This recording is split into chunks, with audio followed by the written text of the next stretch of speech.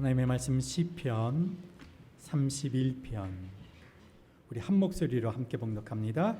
누가 뭐라고 해도 나는 주님만 의지하며 주님이 나의 하나님이라고 말할 것입니다. 아멘. 오늘 이 시간에는요, 자리에 앉으시고요. 오늘 이 시간에는 우리 내 하나님이시라, 우리 이동규 목사님, 제가 아직 우리 교회 외부 강사로는 딱 한 분밖에 초청을 안 했어요. 그죠?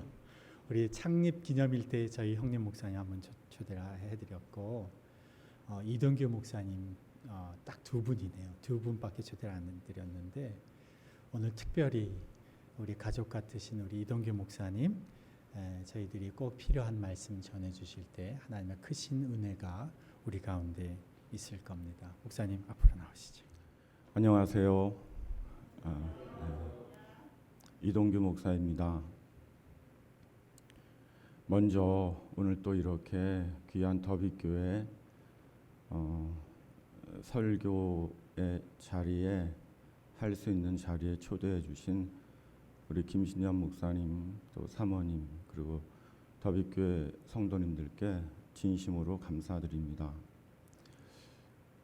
제가 작년 5월 마지막 주일에 더빅교회 또 목사님, 김 목사님 또 초청해 주셔서 그때 말씀을 전했습니다. 또 뭐 1년까지는 되지 않았지만 한 10개월여간 지나면서 또 다시 와 보니까 교회가 얼마나 아름답게 또 풍성하게 서가고 있는지 그걸 전 온 몸으로 느끼게 되어서 더더욱 감사드립니다. 저는 이번에 다시 김신현 목사님이 또 주일 설교의 자리에 저를 초대해 주시는 그런 목사님의 초대를 들으면서 제 마음속에 참 김신현 목사님 그리고 사모님이 참 남다른 분이시다라는 생각이 들었습니다. 왜냐하면 김 목사님과 그리고 사모님과 이전 교회에서 거의 10년 가까운 세월을 같이 동역을 했습니다. 알게 모르게 쌓여진 관계가 있겠죠. 그런 이유로 또 예의상 한번 저를 초대하셨을지도 모르겠다라고 생각을 했었습니다. 그런데 다시 설교할 수 있는 기회를 또 주시는 목사님을 보면서 목사님과 사모님의 마음이 참 남다르시구나라는 것을 마음 깊이 느꼈습니다. 지나가는 마음이 아니라 인사치레 마음이 아니라 그 마음에 사람에 대한 진정성이 담겨 있다는 것을 물론 이전에도 알았지만 새삼 다시 한번 확인하게 되는 느낀 그런 시간이었습니다. 사람이 한 번의 인생을 살면서 나에 대해서 어떤 진정성을 가진 사람을 만난다는 것은 큰 복이라고 말할 수 있습니다. 주변에 많은 사람이 있지만 예전에 어떤 철학자가 말했던 것처럼 이 군중 속의 고독을 느끼는 시대에 누군가 나에게 진정성을 가진 사람이 있다는 것은 인생을 살아갈 수 있는 용기와 힘이 되는 것이 아닌가 그런 생각을 합니다. 그런 면에서 저도 김 목사님 네 분도 참 복된 만남이다. 더 중요한 것은 더빅교회 성도들이 얼마나 복되신 분들인가라는 것을 말하지 않을 수 없다라고 생각이 듭니다. 사람은 관계 속에서 살아갑니다. 관계를 떠난 인간은 없습니다. 내가 친밀하게 인식을 하던 못하던 세상을 살아가는 모든 사람들은 관계 속에 있습니다.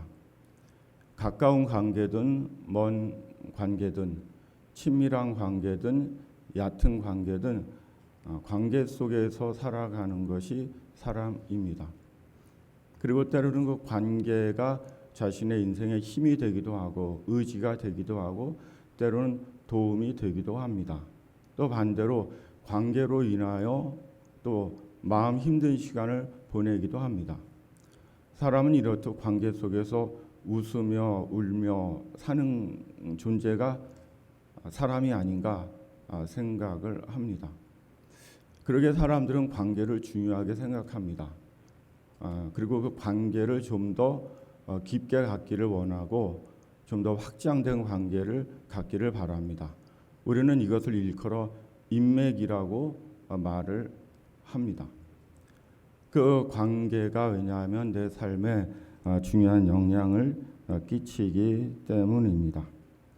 이런 관계 속에서 오늘을 살고 또 내일을 살고 일생을 삽니다. 관계가 전혀 없는 사람은 세상에 단 한 사람도 없습니다. 가족, 또 친구, 직장 동료, 또 동호회, 동네 이웃, 또 한 교회 교인, 또 자주 가는 식당 주인, 또 뭐 주민센터 직원, 그리고 요즘은 SNS 사회통신망을 통한 그 관계의 형성들, 이런 여러 통로를 통한 관계가 있습니다. 이런 관계 속에서 우리가 울고 웃으며 살아갑니다. 그러므로 그 관계를 어떻게 아름답게 맺어가느냐라는 것은 중요한 삶의 지혜라고 말할 수 있습니다. 이런 이유로 때때로 종종 어떤 사람들은 내가 좀 유명하거나 힘이 있거나 하는 사람을 알고 있으면 그것을 때로 뭐 자랑하기도 하고 뭐 과시하고 싶어 하기도 하고 또 어떤 막연한 어떤 자기 삶의 힘으로 여기는 사람들도 있습니다. 그러나 아무리 유명하고 힘이 있는 사람이라 할지라도 전혀 만남이 없고 어떤 사귐이 없고 그 사람에 대한 이해가 없다면 그 관계는 아무런 의미가 없다 말할 수가 있습니다. 그러기에 내가 비록 유명하고 힘 있는 사람을 모른다 할지라도 내가 누군가와 진정성 있는 관계 속에 있다면 그것이야말로 생의 의미이고 내 마음의 만족이고 내 삶의 힘이 된다고 볼 수 있습니다. 그러기에 동시에 그러므로 내가 또 누군가의 진정성 있는 한 사람이 되어주는 것이 중요하다고 말할 수 있습니다. 그리고 이런 관계가 형성되어질 때 건강한 공동체가 세워지는 것이고 또 건강한 사회가 만들어져 가는 것이 아닌가라는 생각을 저는 합니다. 그러기에 교회의 또 다른 중요한 사명 중에 하나가 이런 진정성 있는 어떤 관계성을 만들어가고 형성해가고 그 안에서 주님 안에서 서로 위로하고 격려하고 인생의 동행으로 살아가는 것, 이것은 교회 안에 감추어져 있는 또 하나의 축복이 아닌가 그런 생각을 합니다. 그런데 이런 관계 속에서 살아가는 존재로서의 사람에게 가장 근원적이며 어쩌면 관계의 원형이라고 말할 수 있는 중요한 관계가 있습니다. 그것이 바로 하나님과의 관계입니다. 왜냐하면 우리 자신이 사람이 하나님께로부터 나왔고 우리를 지으신 분이 하나님이시고 세상을 역사를 운행해 가시는 분이 하나님이시고 궁극적으로 사람을 구원하시는 분이 하나님이시기 때문입니다. 그리고 관계의 원형이 되시는 하나님 안에서 비로소 우리는 사람과의 관계를 어떻게 맺어가야 될 것인가를 깨닫고 배우게 되기 때문입니다. 그러기에 우리는 관계 속에서 살아가지만 그 관계가 더 아름답고 진정성 있는 깊은 관계가 되기 위해서는 하나님과의 관계가 관계의 원형이 되시는 하나님과의 관계가 우리 가운데 날마다 깊이 형성되어지는 것이 중요합니다. 그리고 그것이 힘이 되어서 우리가 사람들과 더 의미로운 관계를 맺어 갑니다. 오늘 본문 시편은 다윗의 시편 중 하나입니다. 오늘 전체적인 이 31편의 말씀을 보면 다윗이 삶의 어려운 상황에 있을 때 지었던 시편 같습니다. 물론 시편 150편의 절반을 차지하는 다윗의 시편의 대부분은 어떤 삶의 공고함, 어려움, 또 위기, 위경 속에서 그런 내용들을 담고 있는 시편들이 많이 있습니다. 그것은 그만큼 삶의 일생이, 사람의 생이 단순하지 않다는 것을 반영하는 게 아닌가 그렇게 생각해 봅니다. 오늘 시편 역시 마찬가지입니다. 14편 14절뿐만 아니라 전반에 걸쳐서 다윗이 생의 어떤 공고한 위기, 어떤 그 어려움, 어떤 갇혀 있는 상태 속에 있는 것을 엿보게 합니다. 어쩌면 지금 우리가 코로나19가 1년여가 지나가고 있는데 이런 코로나 상황 속에서 어쩌면 갇혀 있는 위기 의식 속에 있는 어떤 사람들의 모습을 반영하고 있는 시편이 아닌가라는 생각이 듭니다. 1편에서 오늘 시편 1절에서 여호와여 내가 주께 피하오니 나를 영원히 부끄럽게 하지 마시고 주의 공의로 나를 건지소서. 저는 이제 개역 개정입니다. 더비교회가 새번역을 읽으시죠? 주님께 피한다고 고백을 합니다. 어떤 지금 다윗의 삶의 상황이 평안하지 않다는 것을 보여줍니다. 또 9절에 여호와여 내가 고통 중에 있사오니 내게 은혜를 베푸소서. 내가 근심 때문에 눈과 영혼과 몸이 쇠하였나이다. 또 이렇게 노래하고 있습니다. 또 10절에 내 일생을 슬픔으로 보내며 나의 연소를 탄식으로 보내며 이렇게 또 노래합니다. 또 11절에 내가 모든 대적들 때문에 욕을 당하고 심지어는 이웃에게도 심히 당한다라고 말을 합니다. 또 내가 놀라기도 한다고 말합니다. 그 12절에서는 내가 잊어버린 바 됨이라고 말씀합니다. 사람들에게 잊혀진 존재라는 겁니다. 자신이 사람들에게 잊어버린 바 된 납니다, 접니다라고 하나님께 토로를 하고 있습니다. 그리고 13절에 내가 무리의 비방을 들음으로 이렇게 또 다윗은 노래를 합니다. 그로 인해서 내가 두려움에 감싸여 있다라고 또 노래를 합니다.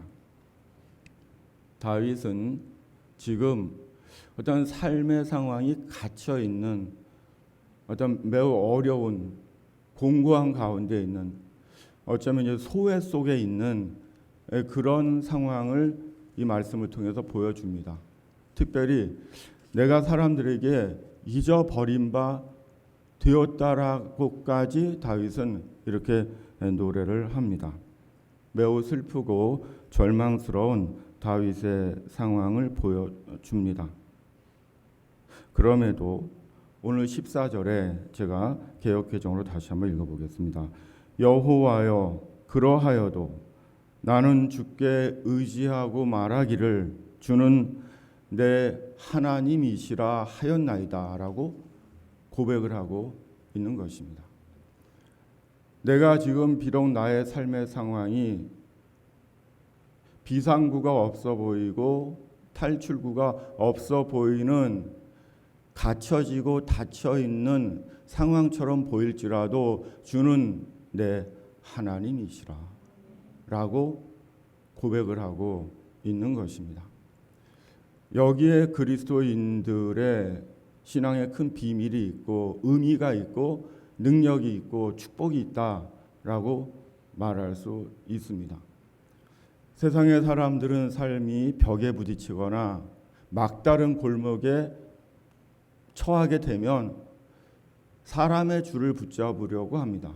그런데 오늘 다윗은 그러하여도 주는 내 하나님이시라라고 고백을 하고 있습니다. 참으로 다윗의 고백이 얼마나 우리에게 영적이며 신앙적인 용기와 희망을 주는지 모릅니다. 얼마 전에 슈티셀가 사람들이라는 이스라엘 드라마를 보았습니다. 제 둘째 아이가 넷플릭스를 신청을 했어요. 거기에 이제 있는 이스라엘 드라마입니다. 혹시 넷플릭스 보시는 분 계세요? 네, 감사합니다. 제가 감사할 건 없지만 넷플릭스에서 저한테 감사해야 될 것 같아요. 근데 거기 슈티셀가라는 그런 사람들이라는 이스라엘 드라마인데 이제 몇 편으로 구성되어 있습니다. 저는 아주 매우 재밌게 봤거든요. 그 내용은 이스라엘 유대인 정통 유대인들의 생활상을 그린 드라마입니다. 근데 분장을 얼마나 잘했는지 저는 맨 처음에 그 드라마가 다큐인 줄 알았어요. 정통 유대인들의 생활상을 이렇게 촬영한 다큐인 줄 알았는데 정통 유대인들의 생활상을 그대로 옮겨놓은 가족 드라마입니다.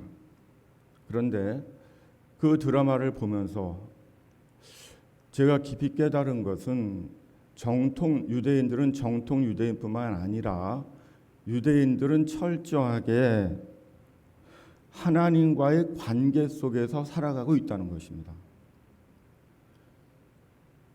그들은 하나님과의 철저한 관계 속에서 살아갑니다. 하나님의 어떤 종교적인 한 부분의 하나님이 아니라 그들의 삶이 하나님과의 관계가 분리되어 있지 않습니다. 그들의 언어가 하나님과의 관계이고 그들의 호흡이, 그들의 식사가, 그들의 모든 활동이 하나님과의 관계 속에서 이루어지고 있습니다. 모든 것을 하나님과의 관계 속에서 생각하고 말하고 행동하고 결정을 합니다. 이 결혼이 하나님의 뜻인지 깊이 생각하고 내가 이 일을 하는 것이 과연 하나님이 원하시는 바인지, 내가 그 학교에 가는 것이 하나님의 뜻인지, 모든 것이 하나님과의 관계 속에 있습니다.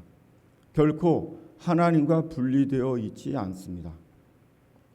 물론 정통 유대인들이라고 해서 신령하게 거룩하게 살지 않습니다. 그대로 그들의 삶의 모습을 보여줍니다. 그들 또한 고민하고 갈등하고 때로는 다투고 때로는 욕심을 부리고 때로는 만나고 헤어지는 그런 모든 내용들을 담고 있습니다. 그러나 중요한 것은 그들의 삶이 결코 하나님과 분리되어 있지 않습니다. 늘 하나님에 대한 생각, 하나님에 대한 인식, 하나님께 묻고 하나님과 주고받음, 이런 내용들을 담고 있는 좋은 드라마입니다. 그러기에 그들은 어딜 가든지 우리가 구약에서 보았던 말씀처럼 이마에 성구함이 들어있는 작은 네모난 상자, 테필린이라고 부르는 그 상자를 갖고 다닙니다. 그래서 어딜 가든지 기도 시간이 되면 그 테필린을 이마에 붙이고 하나님께, 그들이 말하는 하나님은 여호와 하나님이죠. 왜냐하면 아직 유대인들은 예수 그리스도 우리 주님을 주님으로 구세주로 인정하지 않죠. 오직 여호와 하나님을 그들은 믿는 거죠. 이게 이제 우리의 신앙과 아주 중요한 차이인데, 그러나 그럼에도 그들의 모든 삶의 영역이 하나님과의 관계 속에 있다는 겁니다. 어딜 가든지 테필린을 이마에 붙이고 기도합니다. 이렇게 앞뒤로 왔다고 이렇게. 근데 그걸 보면서 궁금한 게 있어요. 왜 좌우로 안 흔들고 왜 앞으로 꼭 흔들까? 네. 근데 제가 해보니까 역시 앞으로 흔드는 게 자연스럽고 편안한 것 같아요. 그 드라마 중에 재미있는 내용이 하나 있었습니다. 그것은 그 출연진 중에 주인공에 해당되는 한 분이 유대 랍비가 정통 유대인 교사가 있었습니다. 근데 그분의 어머님이 이제 돌아가십니다. 요양원에서 연세가 드셔서 돌아가세요. 그래서 그 아들 되는 그 주인공이 이제 어머니 유품을 정리하다가 거기서 어머니의 중보기도 노트를 발견합니다. 그리고 중보기도에 적힌 사람들의 이름을 다 확인합니다. 그리고 사람들에게 알렸겠죠. 그런데 그 중보기도 노트에 적힌 사람들의 이름을 쭉 확인하는데 모든 분들은 다 알겠는데 마지막 두 분을 모르겠는 거예요. 누구에게 물어보아도 그 두 사람이 누군지를 모릅니다. 그래서 그 아들이 깊은 고민에 빠집니다. 수소문하고 찾고 또 찾습니다. 그러다 마침내 그 두 사람이 누구인지를 알게 됩니다. 근데 그 두 사람이 누구인가? 그 두 사람은 드라마 속에 나오는 두 인물이었습니다. 어머니는 드라마 속의 드라마를 현실로 인식을 하고 드라마 속의 어려움에 빠져 있는 그 두 사람을 위해서도 기도하신 겁니다. 제가 그걸 보면서 제가 도전을 받았어요. 아까 말씀하셨죠. 삼광빌라에서 나오는 그 정도죠. 정보석을 위해서 기도해야 되겠다. 그리고 이 사실을 그 아들은 유대 랍비로 유대인 학교의 교장이었는데 어린 학생들에게 자기 어머니를 들려줍니다. 어머니 이야기를. 우리에게 시사하는 바가 크지 않나 그런 생각이 듭니다. 하나님은 드라마 속의 하나님이 아니십니다. 비록 그 드라마에서는 그런 내용들을 구성해서 방영을 했지만 하나님은 드라마 속의 하나님이 아니십니다. 드라마 속의 설정 인물처럼 설정된 존재가 하나님이 아니십니다. 하나님은 현실이십니다. 하나님은 현재하시는 분이십니다. 하나님은 종교라는 굴레에 갇혀 있는 종교적인 존재가 아니십니다. 하나님은 인간을 지으시고 사람을 구원하시고 지금도 역사를 운행해 가시는 살아계시는 현재하시는 하나님이십니다. 예수 그리스도 우리 주님은 역사 속에 계셨던 훌륭하고 위대했던 한 위인이나 선지자가 아니십니다. 예수님은 지금도 말씀과 성령 가운데 현재하시는 임하시는 살아계신 사람의 몸을 입으신 인간 되신 하나님이십니다. 그리고 십자가에서 우리의 죄를 대속하시고 우리를 구원하신 우리의 하나님이십니다. 그리스도인은 바로 이 하나님과 지금도 현재하시는 말씀과 성령으로 우리와 함께 하시는 지금도 현실이시며 지금도 현재하시는 지금도 하나님의 뜻과 계획하신 가운데 인간을 구원하고 계시는 예수 그리스도 그분과의 관계 속에서 살아가는 자들이 바로 우리입니다. 여기에 그리스도인의 남다른 신앙의 의미와 비밀과 축복이 있는 것입니다.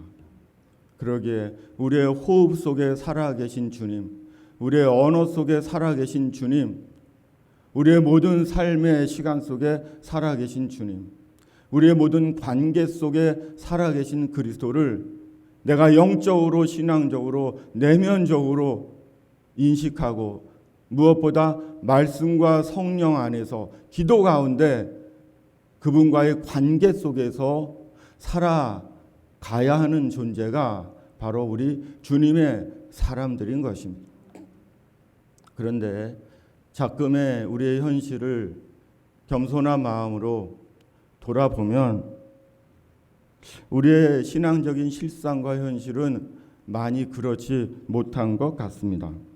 많은 경우 하나님을, 나의 구주 우리 주님 예수 그리스도를 예배당 안에 가둬두고 있는 주님으로 제한하고 있는 경우가 많은 것 같습니다.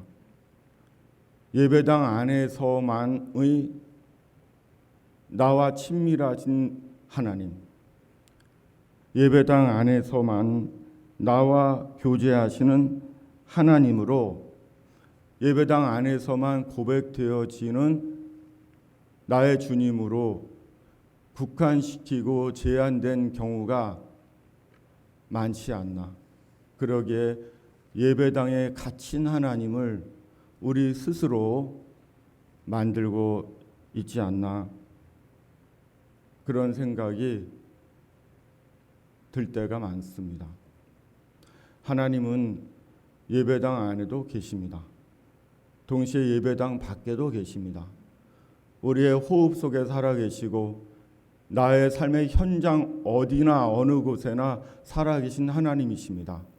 나의 주님이십니다. 그 주님과 더불어 살아가는 자들이 바로 우리 그리스도의 사람들인 것입니다. 우리는 단순히 어떠한 기독교라는 종교 안에 한 종교인으로 살아가는 자들이 아닙니다.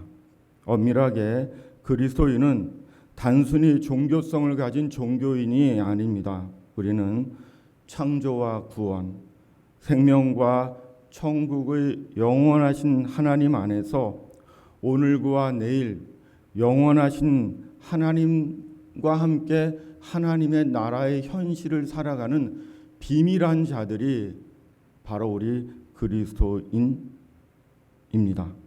그러므로 날마다 숨쉬는 순간마다 말씀과 성령과 기도 가운데 나의 주 하나님과 나의 주님 예수 그리스도와 더 깊고 친밀한 관계 속에서 살아가는 자가 되어야 합니다.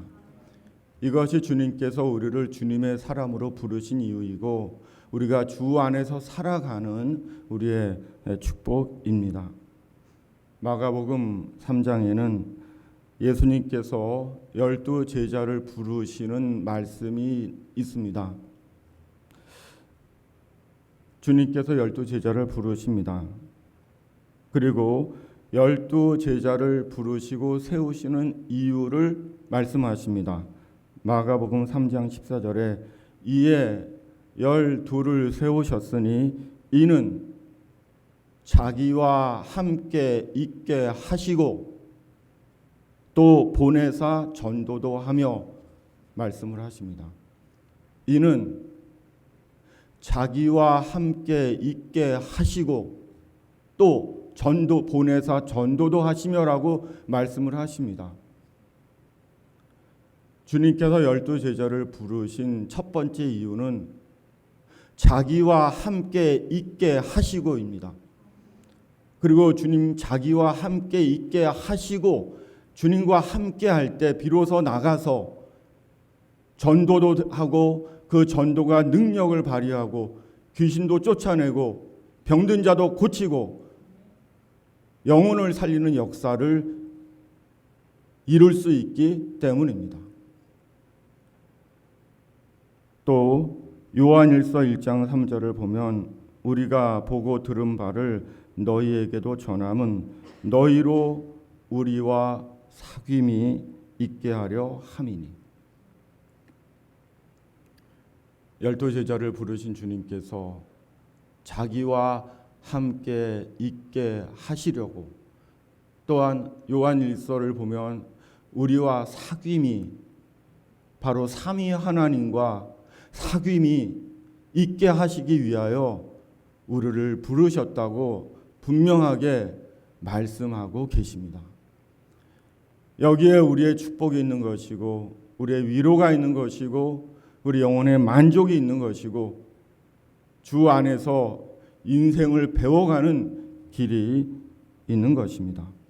그러므로 우리가 우리의 삶의 어떤 상황 속에 있든지 날마다 말씀과 성령과 기도 가운데 자기와 주님과 함께 있게 하시려고 우리를 부르신 주님과 하나님과 함께하는 우리 모두가 되어야 합니다. 이것이 우리의 복이고 이것이 우리의 은혜이고 이것이 우리가 주 안에서 살아가는 인생의 의미이고 소망인 것입니다. 그리고 함께하는 주님 안에서 비로소 우리가 이 시대와 삶의 자리와 역사에서 그리스도인으로서의 소명을, 그 몫을, 역사의 몫을 다할 수 있게 되는 것입니다. 시인 다윗은 한결같은 마음으로 하나님을 향한 마음으로 살았습니다. 그러기에 하나님은 언제나 시인의 다윗의 하나님이셨고 하나님은 시인 다윗을 떠나지 않으셨습니다. 그러기에 다윗의 시편을 가만히 들여다보면 그 안에는 다윗의 눈물과 아픔과 기다림이, 절망이 담겨 있지만 가만히 다윗의 시편을 보면 그 시편은 마치 하나님과 주고받은 아름다운 서신 같습니다. 하나님과 주고받은 따뜻한 사랑의 마치 연애 편지 같은 것이 시편의 말씀입니다. 그러기에 우리가 시편을 읽으면 그 시편을 통해 우리 또한 하나님과 주님과의 깊은 영적인 친교와 교제와 연합을 경험하게 되는 것입니다. 제가 들으니 더비교에서 시편의 말씀을 쓰셨다고 말씀 들었습니다.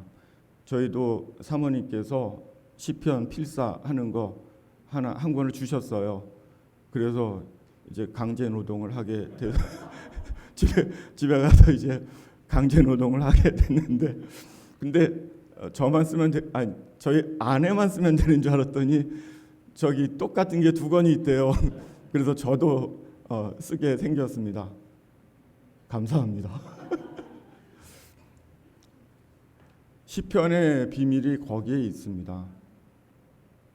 단순히 위대한 시인 다윗의 시가 아니라 그 안에 함께 하시는 하나님과 주고받았던 다윗의 그 서신이기에 우리 또한 시편을 읽고 쓰며 말할 수 없는 영혼의 위로와 만족과 채워짐, 기쁨을, 소망을 경험하고 깨닫고 발견하게 되는 것입니다.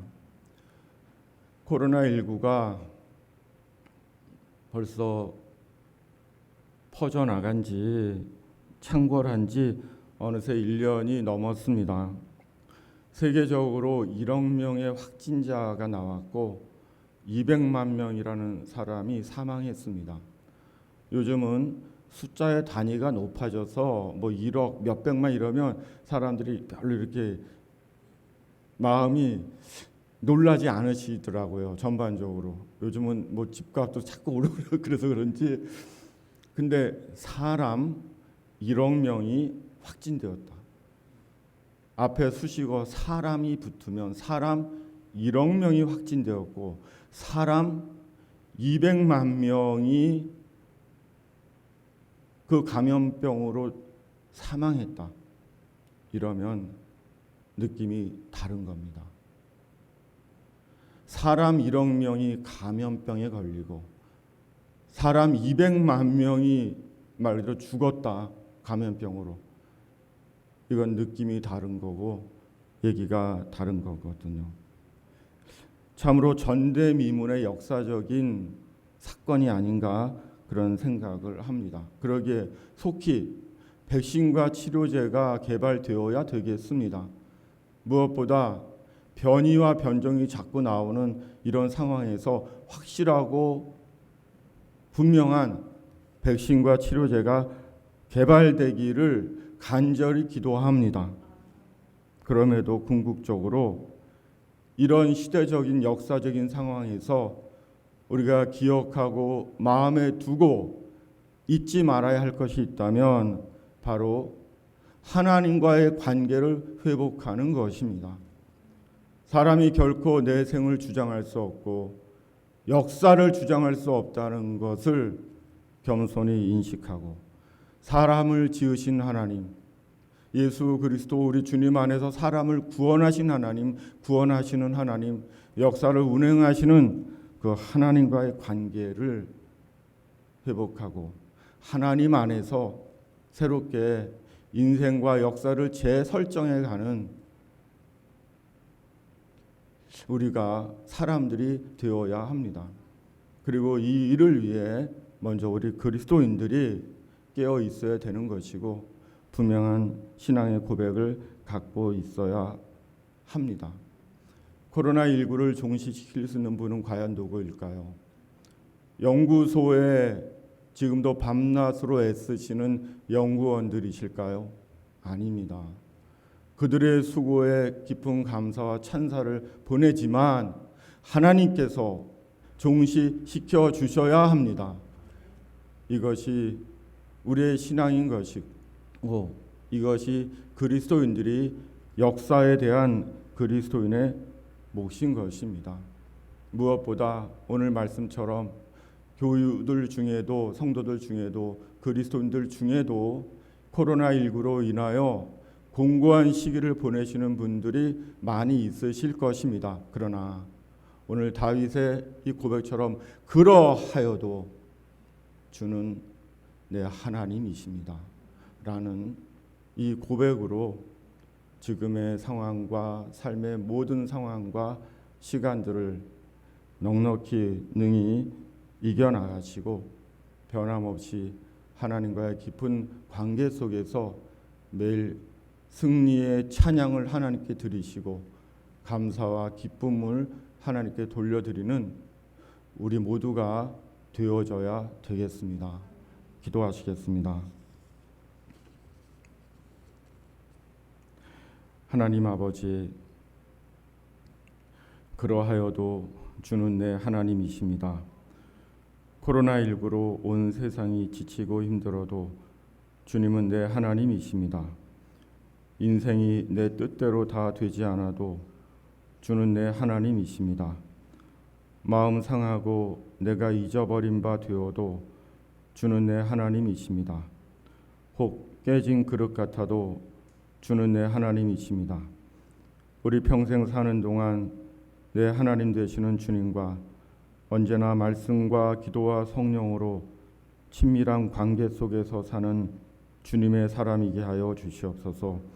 그리고 한결같이 주님을 찬양하며 주님을 증거하며 사는 주님의 사람이게 하여 주시옵소서.